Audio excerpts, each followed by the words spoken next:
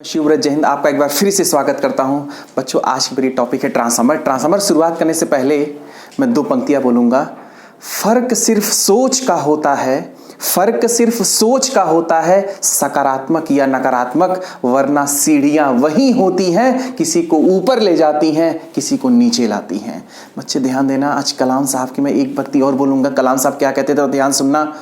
कहते थे, हम अपना भविष्य नहीं बदल सकते, हम अपना भविष्य नहीं बदल सकते, लेकिन अपनी आदतें बदल सकते हैं, अपनी आदतें बदल सकते हैं, और ये आदतें निश्चित रूप से हमारा भविष्य बदल देंगी। तो बच्चे, हमारे जो नियंत्रण में है, हमारे जो कंट्रोल में है, हमारी आदत है, हमारी लेजीनेस है, हमारी एक्टिवनेस है। हमको किसको बढ़ाना है, किसको घटाना है, ध्यान देना है। बुराइयों को समाप्त करना, अच्छाइयों को बढ़ाना है, लेजीनेस को समाप्त करना है, एक्टिवनेस को बढ़ाना है, ऊर्जा को बढ़ाना है, सकारात्मक सोच को बढ़ाना है। अब बढ़ा करके हम अपना फ्यूचर बदल देंगे। बच्चे ध्यान देना, बात आती है ट्रांसफार्मर हम आज स्टार्ट करने जा रहे हैं। तो ट्रांसफार्मर आया ही क्यों, प्रश्न पहला उठता है कि ट्रांसफार्मर आया ही क्यों। तो एक हम लोग बहुत पहले से पढ़ते आ रहे हैं, आवश्यकता ही आविष्कार की जननी है, आवश्यकता ही आविष्कार की जननी है। बच्चे ध्यान देना, अल्टरनेटर या एसी जनरेटर से बिजली का उत्पादन होता था। अच्छा, ये अल्टरनेटर कहाँ लगते हैं या एसी जनरेटर कहाँ लगते हैं? पावर प्लांट में। पावर प्लांट कहाँ होता था? पावर प्लांट में generally thermal power plant use होते थे, न्यूक्लियर पावर प्लांट यूज होते थे, हाइड्रो पावर प्लांट यूज होते थे। ये पावर प्लांट कहाँ रहते हैं? पहाड़ी क्षेत्र में होते हैं, जहां पानी होता है। तो क्या वहीं पे अल्टरनेटर स्थापित हो गया, बिजली उत्पन्न करने लगा? तो क्या बिजली केवल पहाड़ी क्षेत्र के लोग ही लेंगे? नहीं, वो उस बिजली को शहर में भेजना है, उस बिजली को गांव में भेजना है, उस बिजली को दूर दूर तक भेजना है। तो बिजली कैसे जाती है? तार से जाती है। जैसे पानी पाइप से जाता है, उसी तरह बिजली तार से जाती है। तो बच्चे एक बात बताओ, तार की जो साइज होती थी वो इस हिसाब से ली जाती है कि उसमें धारा चली जाए, धारा चली जाए। बिजली में पावर का ट्रांसफर होता है, एनर्जी का ट्रांसफर होता है। अब पावर का ट्रांसफर कैसे होता है, थोड़ा ध्यान समझिएगा। मैं एक एग्जांपल देके आपको समझाता हूं। बच्चे ध्यान दो, अगर मान लो एक हमारे पास ये स्टेशन है। देखो बच्चे, हमारे पास ये स्टेशन है, ये हमारे मान लीजिए यहाँ पे बिजली का उत्पादन हो रहा है। बिजली का उत्पादन जो रहा है, यहाँ पे एक हमारे पास अल्टरनेटर रखा है। ये मान लीजिए मेरे पास अल्टरनेटर 250 MVA का है, 250 MVA, मेगा वोल्ट एम्पियर का है। और इससे जो वोल्टेज से जो उत्पादन कर रहा है, उसकी वोल्टेज 11,000 वोल्टेज मान लो है बच्चे, 11,000 वोल्टेज पे उत्पादन कर रहा है। ज्यादा वोल्टेज का अल्टरनेटर डिजाइन नहीं होता। जैसे 11,000 से अगर 22,000 वोल्टेज चाहिए, 33,000 वोल्टेज चाहिए, इतना हाई वोल्टेज के लिए अल्टरनेटर की साइज बहुत बड़ी हो जाती है, बहुत बड़ा अल्टरनेटर हो जाएगा। इसलिए इस अल्टरनेटर के वोल्टेज की एक लिमिटेशन है, 11,000 वोल्ट पे। जनरली भारत में पूछा जाए, प्रश्न पूछा जाए कि कितने वोल्टेज पे उत्पादन होता है, तो जवाब होगा 11,000 वोल्ट या 11 kV। लेकिन वर्तमान में बिजली का जो उत्पादन हो रहा है 22 kV या 22,000 वोल्ट पे हो रहा है। तो ध्यान, लेकिन प्रश्न का जवाब भी 11,000 वोल्ट ही देंगे। तो इतने वोल्टेज उत्पादन होता है, ये वोल्टेज की लिमिट है, इससे ज्यादा वोल्टेज नहीं कर सकते। अगर करेंगे तो उसी हिसाब से इंसुलेशन लगता है। एक बात ध्यान देना, इंसुलेशन की मोटाई वोल्टेज लेवल से डिसाइड होती है। जितना ज्यादा वोल्टेज होगा उतना ज्यादा इंसुलेशन होगा। आप घूमते होंगे, ट्रांसमिशन लाइन देखते होंगे, जितनी हाई वोल्टेज की लाइन रहती है, खूब बड़ी बड़ी स्ट्रिंग लगी होती है, इंसुलेटर लगे होते हैं। तो इंसुलेशन की मोटाई हमेशा वोल्टेज लेवल से डिसाइड होती है। अगर वोल्टेज ज्यादा रहेगा तो अल्टरनेटर की साइज बहुत बड़ी हो जाएगी। इसलिए जो जनरेशन होता है 11,000 से 22,000 वोल्टेज पे होता है। ध्यान दीजिएगा, अल्टरनेटर की क्षमता मैंने 250 MVA मान लिया। अब बालक, इतने क्षमता का अल्टरनेटर है, इस बिजली को भेजना है, मान लो अनपरा से भेजना है, इलाहाबाद भेजना है। तो अब धारा कितनी जाएगी, कंडक्टर कितना मोट होगा, टावर कैसा बना है, सब डिजाइन करना पड़ता है। तो थोड़ा सा ध्यान से देखिएगा, मैं समझाता हूं आपको। जो टोटल पावर होता है S इक्वल टू होता है √3 VL/IL। ये IL लाइन करंट है, VL लाइन वोल्टेज है, ये हमारी अपरेंट पावर है। तो ये 250 MVA था बालक, अगर 250 MVA था तो 250 × 10⁻6 कह सकते हैं। अब बराबर लिख सकते हैं √3 VL का मान 11,000 रख दीजिए, गुणे IL कर दीजिए। तो अगर यहाँ से IL का मान निकालेंगे, लाइन करंट का मान निकालेंगे बच्चे, तो कितना आ जाएगा वैल्यू? अप्रॉक्स हमको जहाँ तक लग रहा है, अगर भाग देंगे तो 3 शून्य से कटेगा, 2.5 गुणे 1000 बटे के 1.73 गुणे 11। ये जो मान आएगा अप्रॉक्स आएगा। कैलकुलेशन अगर एग्जैक्ट करें आप तो हमको लग रहा है जहाँ तक 26,000 22,000, एक बार भाग देंगे तो हमको लगता है 13,000 के आसपास, या जो भी करंट आए, एक बार कैलकुलेशन करिएगा, 13,000 एम्पियर या जो भी करंट आए इसके आसपास करंट आएगी। कैलकुलेशन कर लीजिएगा पर ध्यान से, हम किए नहीं हैं। तो ये इतनी हाई वैल्यू की करंट आएगी। बालक एक बात बताओ, 13,000 ना हो, 10,000 एम्पियर हो, 9,000 एम्पियर हो, तो इस 13,000 एम्पियर के लिए कितना मोटा तार लगाओगे? क्या इतना मोटा तार लगाओगे आप? इतने मोटा तार आप कॉपर का या एल्युमिनियम का खरीदोगे तो उसे टावर पे टांगोगे कैसे?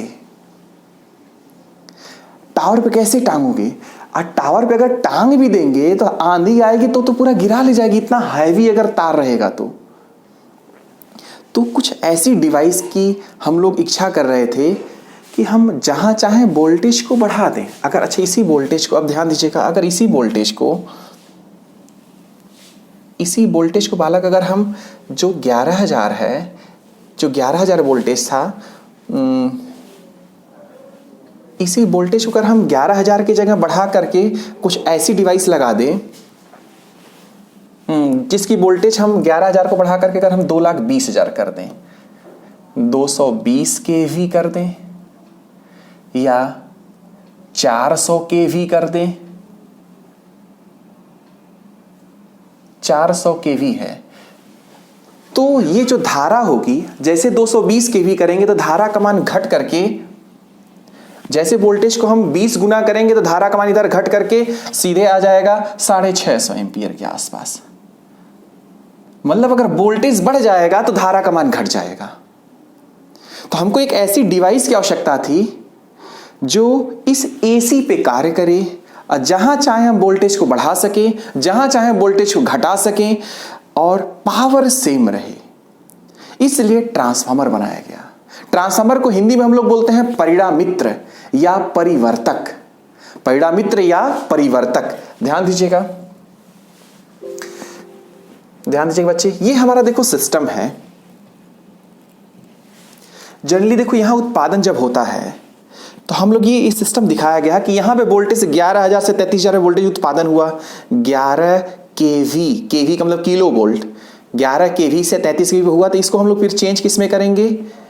1,32,000 वोल्ट या 2,20,000 वोल्ट या फिर 400 केवी, 4 लाख वोल्ट। इस वोल्टेज को बढ़ा करके किसकी सहायता से? ट्रांसफार्मर की सहायता से।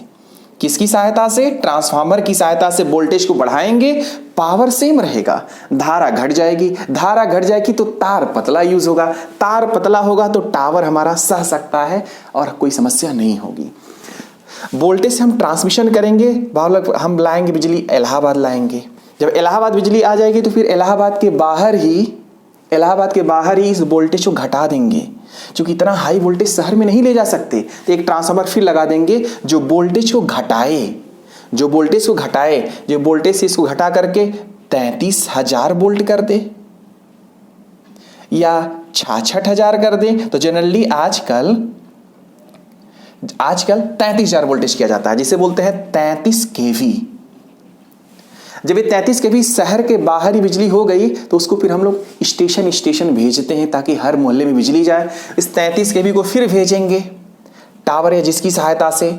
फिर हमारे आते हैं डिस्ट्रीब्यूशन सेंटर पर आती बिजली, जहां पर फिर उस वोल्टेज को हम लोग चेंज करते हैं, घटाते हैं। और किस में चेंज कर देते हैं? 33,000 वोल्टेज को 11,000 में चेंज कर देते हैं। जब 11,000 में चेंज हो जाता है बच्चे, तो बहुत सारे स्टेशन होते हैं, हर मोहल्ले में स्टेशन होते हैं, हर जगह हर मोहल्ले में अलग अलग बिजली भेज दी गई। उस 11,000 वोल्टेज को फिर हम लोग हर मोहल्ले के अंदर भेजते हैं और उस मोहल्ले के अंदर भेज करके एक छोटा सा ट्रांसफार्मर लगाते हैं जो 11,000 को चेंज करता है 400 वोल्ट लाइन वोल्टेज और 230 फेज वोल्टेज में चेंज करता है। एक बताओ, एक ऐसी डिवाइस ट्रांसफार्मर है जिससे हम आसानी से वोल्टेज को बढ़ा सकते हैं, घटा सकते हैं, अब पावर सेम रहेगा, इसीलिए ट्रांसफार्मर बनाया गया। पहला जो ट्रांसफार्मर बना था बच्चे, उसका नाम रखा गया था ZBD ट्रांसफार्मर। 3 वैज्ञानिक मिल करके गैंग फैक्ट्री बनाए थे, जिपर्नाउस्की, ब्लेडी और ड्रेरी मिल करके ट्रांसफार्मर बनाए थे, इसलिए उसका नाम रखा गया था ZBD ट्रांसफार्मर। ट्रांसफार्मर क्या होता है, कैसे काम करता है, थोड़ा समझिएगा ध्यान से। ट्रांसफार्मर के बारे में थोड़ा सा परिचय जानिए आप।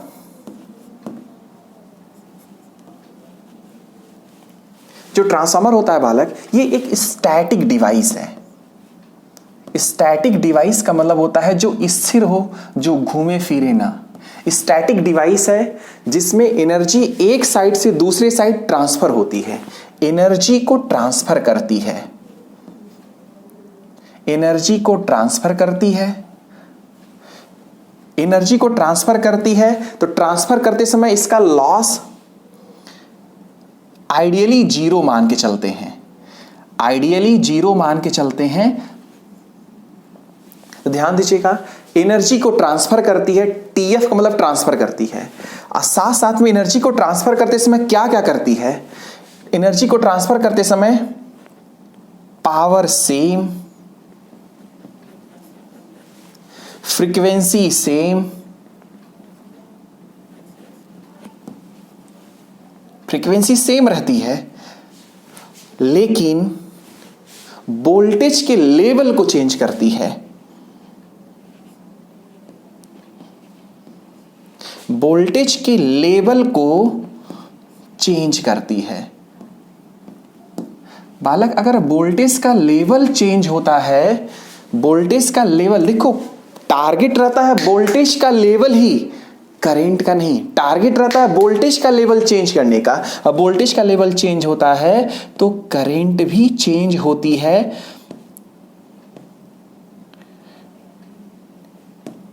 करंट भी चेंज होती है। तो एक तरह से हम कैसे डिफाइन करेंगे, ट्रांसफार्मर एक स्टैटिक डिवाइस है जिसमें एक साइड से दूसरे साइड एनर्जी का ट्रांसफर होता है, आइडियली 0 लॉस पे, या कहिए पावर सेम रहता है, सेम फ्रीक्वेंसी पे ट्रांसफर करता है सिग्नल को, जिसमें वोल्टेज के लेवल को हम घटा बढ़ाकर करते हैं। अब वोल्टेज लेवल जब घटता बढ़ता है तो करंट का मान भी चेंज होता है। हालांकि ये जो ट्रांसफार्मर होता है जिसका सिद्धांत होता है ये इलेक्ट्रोमैग्नेटिक इंडक्शन, विद्युत चुंबकीय प्रेरण के सिद्धांत पे काम करता है। विद्युत चुंबकीय प्रेरण का सिद्धांत क्या होता है थोड़ा समझिएगा ध्यान से। ध्यान देना बच्चे, ये विद्युत चुंबकीय प्रेरण के सिद्धांत पे काम करता है।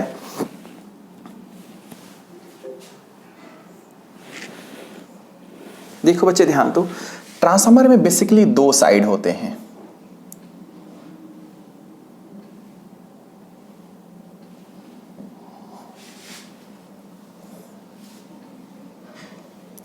एक को बोलते हैं प्राइमरी साइड, दूसरे को बोलते हैं सेकेंडरी साइड। प्राइमरी किसे कहेंगे, सेकेंडरी किसे कहेंगे। प्राइमरी का मतलब होता है जिस साइड से एनर्जी दी जाए।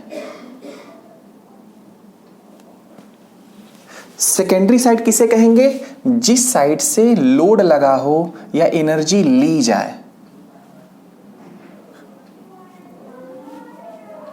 सेकेंडरी साइड को हम लोग बोल सकते हैं लोड साइड।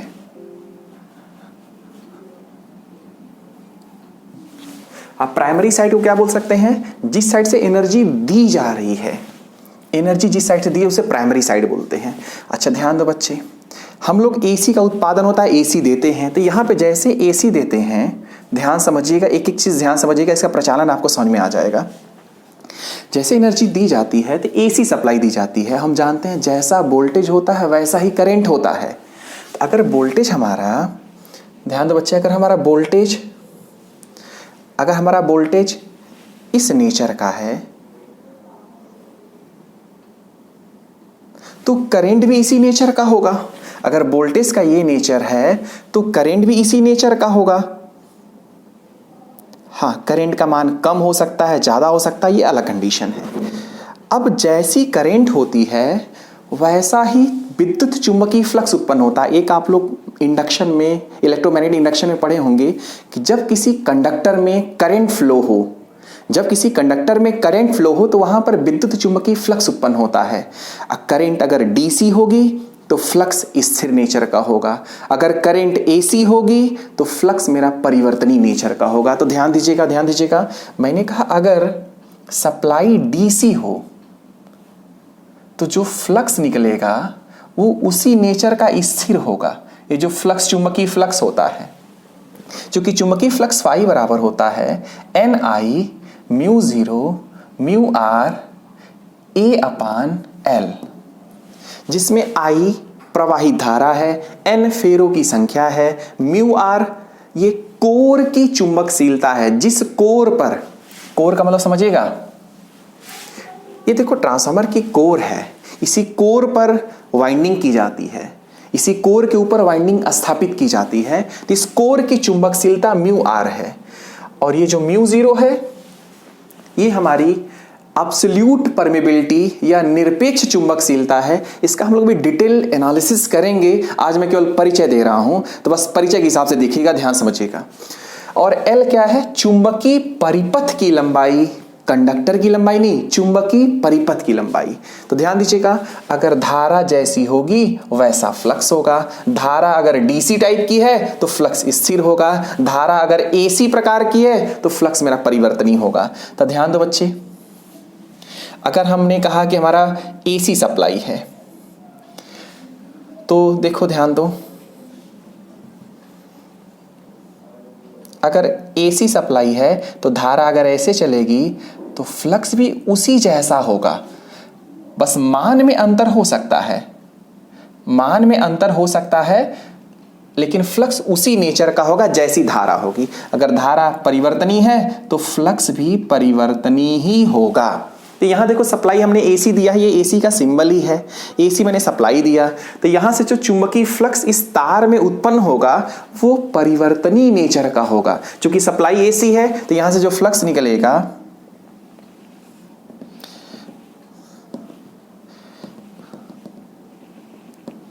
बालक, अच्छा ये जो फ्लक्स होगा ये केवल अपने आप को ही नहीं, ये दूर तक जाता है, दूर तक जाता है। तो ये जो फ्लक्स होगा बालक ध्यान देना, इस फ्लक्स की दिशा भी बदलती रहती है, मान भी बदलता रहता है। यहां से आप देख सकते हैं, देखिए अभी फ्लक्स इधर प्लस साइड था, फिर इधर माइनस साइड आ गया, तो ये फ्लक्स केवल अपने को ही नहीं काटेगा, बगल वाले कुंडली को भी काटेगा जो सेकेंडरी साइड है। और फैराडे का इलेक्ट्रोमैग्नेटिक इंडक्शन रूल क्या कहता है बच्चे, थोड़ा ध्यान समझिएगा। जब किसी चालक से जुड़ने वाले फ्लक्स में परिवर्तन हो तो वहां पर विद्युत वाहक बल प्रेरित होता है। ये चालक है, ये फ्लक्स उत्पन्न हो रहा है, फ्लक्स में परिवर्तन हो रहा है, फ्लक्स की दिशा में परिवर्तन हो रहा है, मान में परिवर्तन हो रहा है, और ये फ्लक्स इस चालक से जुड़ रहा है तो इस चालक में भी विद्युत वाहक बल उत्पन्न होगा, और यही फ्लक्स इससे भी जुड़ रहा है इसलिए इसमें भी विद्युत वाहक बल उत्पन्न होगा। तो ध्यान दीजिएगा, ध्यान दीजिएगा, सॉरी,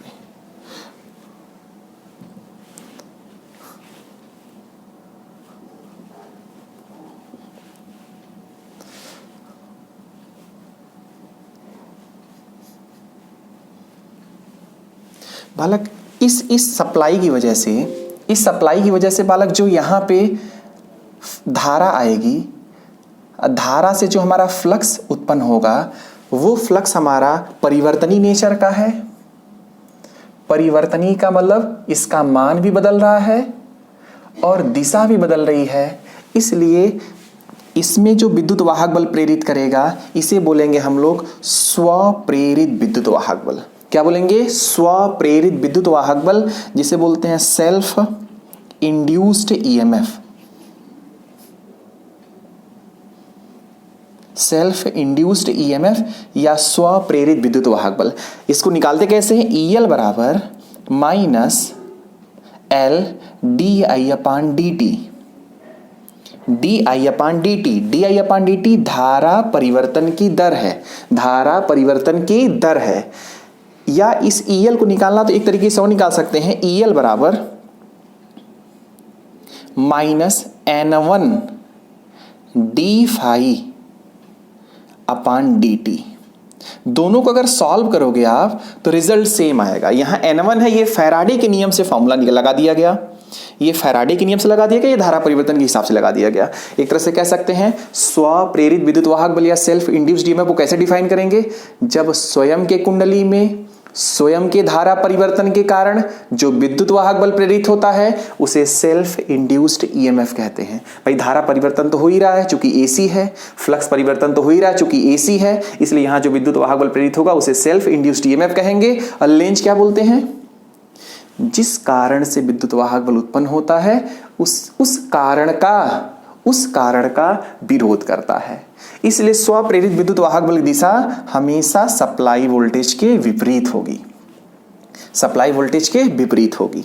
अच्छा, अगर हम ये मान ले बच्चे, अगर हम ये मान लें कि यहां से जो फ्लक्स उत्पन्न हुआ था वो पूरा का पूरा इससे भी जुड़ रहा है, हालांकि ऐसा होता नहीं, मान ली यहां से टोटल जो फ्लक्स निकला था 12 वेबर निकला था, 12 वेबर निकला था, जिसमें से 10 वेबर फ्लक्स इससे भी जुड़ रहा है, इस कुंडली से भी जुड़ रहा है। कितना वेबर, 10 वेबर। तो जो फ्लक्स प्राइमरी से सेकेंडरी में जुड़ता है, जो फ्लक्स प्राइमरी से सेकेंडरी में जुड़ता है उसे हम लोग बोलते हैं कॉमन फ्लक्स। कौन सा फ्लक्स, कॉमन फ्लक्स या उपयोगी फ्लक्स।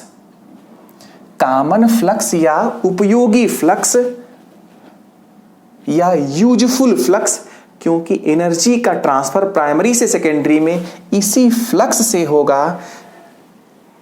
जो फ्लक्स प्राइमरी, मैंने काफी से ध्यान दीजिएगा, प्राइमरी में जो टोटल मान लो 12 वेबर उत्पन्न हुआ, 12 में से 1-2 वेबर लिंक नहीं हुआ, बकिया 10 वेबर लिंक कर गया। तो 10 वेबर लिंक कर गया तो 10 वेबर के कारण ही इसमें विद्युत वाहक बल उत्पन्न होगा। अब विद्युत वाहक बल उत्पन्न होगा उसका नाम रखा जाएगा, उसका नाम रखा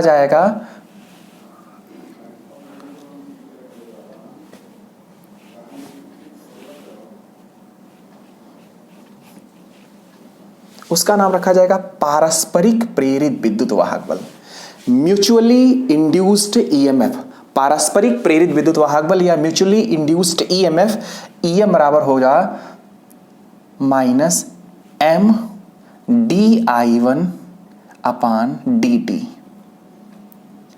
M को बोलते हैं पारस्परिक प्रेरकत्व या म्यूचुअल इंडक्टेंस।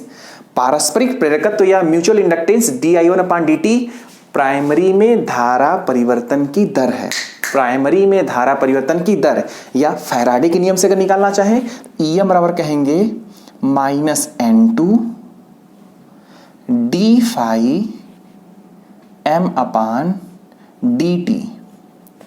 ये φm उपयोगी फ्लक्स है, कॉमन फ्लक्स का मैक्सिमम मान है जो प्राइमरी से सेकेंडरी में जुड़ा है, प्राइमरी से सेकेंडरी में जुड़ा है।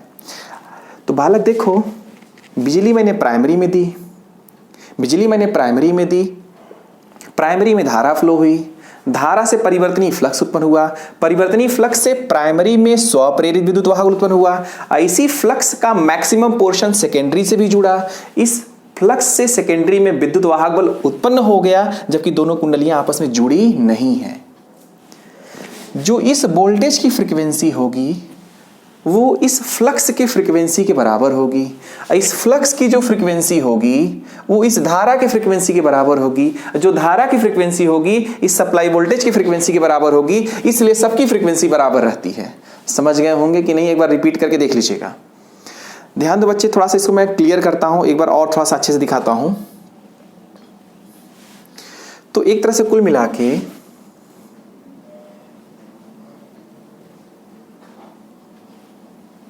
अगर हम आइडियल ट्रांसफार्मर मान लें, बच्चे ध्यान दीजिएगा, आइडियल का मतलब कि हम ऐसा मान लें कि यहाँ पे धारा हमारी वोल्टेज मैंने V1 दिया बच्चे, ये प्राइमरी साइड है जहाँ से एनर्जी दी गई है, सप्लाई कौन सी दी गई, AC सप्लाई दी गई, और यहाँ से जो धारा गई हमारी I1 मान लो बच्चे गई, तो I1 से हमारा फ्लक्स इस कुंडली में जो उत्पन्न हुआ ये N1 फेरा है, ये N2 फेरा है। यहाँ जो फ्लक्स उत्पन्न हुआ वो हमारा फाई उत्पन्न हुआ, फाई फ्लक्स उत्पन्न हुआ। अब मैंने ये मान लिया कि जो फ्लक्स इसमें उत्पन्न हुआ वही फ्लक्स इससे जुड़ भी रहा है। मान ले चूंकि आगे चल के हम लोग ऐसी व्यवस्था करेंगे, होता है कि जितना फ्लक्स उत्पन्न होता है उसका 99% 98% लिंक करता है सेकेंडरी से। आगे चल के हम दिखाएंगे व्यवस्था क्या करते हैं। तो मान लो फाइम फ्लक्स यहां से उत्पन्न हुआ I1 से, यही फाइम प्राइमरी से भी लिंक कर रहा है, सेकेंडरी से भी लिंक कर रहा है। अब देखो ध्यान से बच्चे, तो अब यहां प्राइमरी में विद्युत वाहक बल क्या है और सेकेंडरी में क्या है। दोनों कुंडली तो अलग अलग है ना, कुंडली अलग अलग, केवल फ्लक्स से जुड़ रहा है। किससे जुड़ रहा है, फ्लक्स से। तो देखो बच्चे ध्यान दो, तो E2 का फॉर्मूला अगर फैराडे के नियम से, तो मैंने कहा था -N2 d∅/dt, और E1 का मान क्या था, -N1 d∅/dt। अगर फ्लक्स दोनों का सेम है, फ्लक्स परिवर्तन की दर दोनों की सेम है, तो फेरों की संख्या जिसकी ज्यादा रहेगी उसका वोल्टेज ज्यादा रहेगा, जिसका फेरों की संख्या कम रहेगी उसका वोल्टेज कम रहेगा। इस प्रकार ट्रांसफार्मर में एक साइड से दूसरे साइड एनर्जी ट्रांसफर होगी, वोल्टेज ट्रांसफर होगा। अब अगर लोड लगाएंगे तो धारा का फ्लो हो जाएगा। अभी तक तो कोई लोड नहीं लगा है, लेकिन लोड जैसे लगाएंगे, इलेक्ट्रिकल लोड जैसे लगाएंगे, बल्ब कुछ भी लगाएंगे, तो धारा का प्रवाह होने लगेगा, फिर एनर्जी प्राइमरी से सेकेंडरी साइड जाने लगेगी। फ्रीक्वेंसी सेम रहेगा। इसलिए कहते हैं कि ट्रांसफार्मर इलेक्ट्रोमैग्नेटिक इंडक्शन के रूल पे काम करता है, मतलब इंडक्शन का प्रिंसिपल काम करता है। प्राइमरी सेकेंडरी से चुंबकीय फ्लक्स से जुड़ी हुई है, इंडक्टिवली जुड़ी है, प्रेरण से जुड़ी हुई है, ऑटो ट्रांसफार्मर को छोड़कर। दूसरी बात, ट्रांसफार्मर में मतलब हमारा एनर्जी तो ट्रांसफर हो रही है। अब हम अगर बात करें कि आगे चल के हम लोग अब और देखेंगे इसका कि आखिरकार में ट्रांसफार्मर में जब वोल्टेज बढ़ता है तो धारा क्यों घटती है, वोल्टेज बढ़ता है तो धारा क्यों घटती है, क्या वजह है रियल में। डीसी सप्लाई देने पे क्यों जल जाता है, प्राइमरी ही क्यों जलती, सेकेंडरी क्यों बच जाती है। ट्रांसफार्मर कैसे डिजाइन करें, आइडियल ट्रांसफार्मर कैसा होगा, प्रति टर्न में वोल्टेज का मान समान क्यों होता है। जैसे अगर इधर 10 फेरा इधर 20 फेरा है तो दोनों साइड प्रत्येक फेरा में वोल्टेज का मान समान होता है। ट्रांसफार्मर में बालक हमारा कुल मिला के बहुत इंटरेस्टेड क्वेश्चंस बनेंगे, दिमाग खोल देंगे आपको। एक मैं परिचय करा रहा था कि ट्रांसफार्मर की आवश्यकता क्यों पड़ी, क्योंकि ट्रांसफार्मर एसी पे काम करता है, आसानी से वोल्टेज को बढ़ा सकता है, घटा सकता है, जहां जरूरत पड़ेगी वहां लगाएंगे और लगाकर हम उसका यूज करेंगे। तो मैं इस टॉपिक को केवल परिचय कराने का उद्देश्य था। कल हम लोग नेक्स्ट क्लास में खूब अच्छे से इसके एक एक प्रश्न का जवाब सीखेंगे कि वोल्टेज बढ़ता है तो धारा क्यों घटती है, और ट्रांसफार्मर डिजाइन कैसे करें, कैसे ट्रांसफार्मर बनाएं हम लोग। आइडियल ट्रांसफार्मर के बारे में मैं बताऊंगा आपको, और आइडियल ट्रांसफार्मर की जो थ्योरी दूंगा वो आज तक आप पूरे जहां भी पढ़े हो लेकिन पढ़े नहीं होंगे। मैं एक साथ दूंगा थ्योरी, जिससे आइडियल से कम 25 से 30 क्वेश्चन बनते हैं, जो आपको न किसी बुक में मिलेगा न कहीं मिलेगा आपको। ये मेरा 8 साल का अनुभव है, मैं उसे शेयर करूंगा, है इसी को मैं एक एक निकाला हूं पोर्शन। तो बहुत बहुत धन्यवाद, पढ़ते रहिए, सुरक्षित रहिए। Thank you so much.